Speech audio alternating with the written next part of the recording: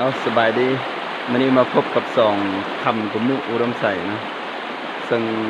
มื้อนี้สิพาทุกคนมาอัดคอนเนาะอัดคอนมันจะมีปลาน้อยหรือว่ากุ้งน้อยเนาะพอกินแล้วสิได้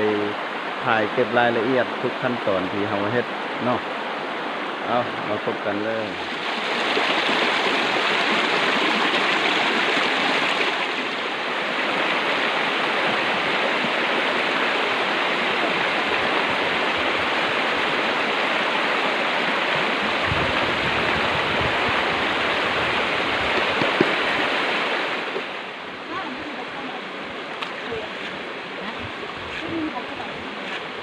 เอาพุดเอียนหน่อยอ่ะ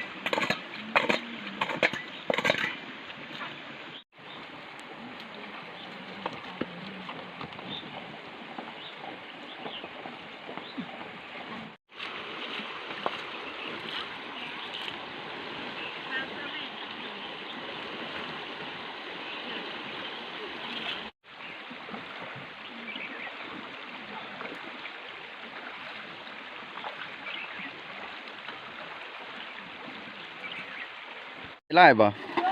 ไล่วิ่งขึ้นมาอยู่ดิ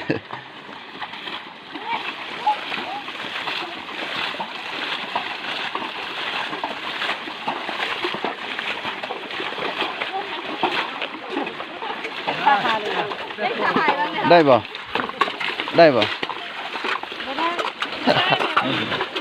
ได้อยู่ขอบคุณซับของกินน้องจ้า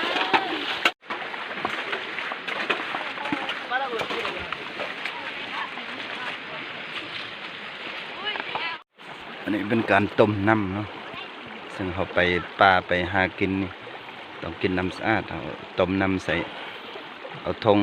ตักน้ำแล้วก็ต้มก็ได้เนาะเพื่อความปลอดภัย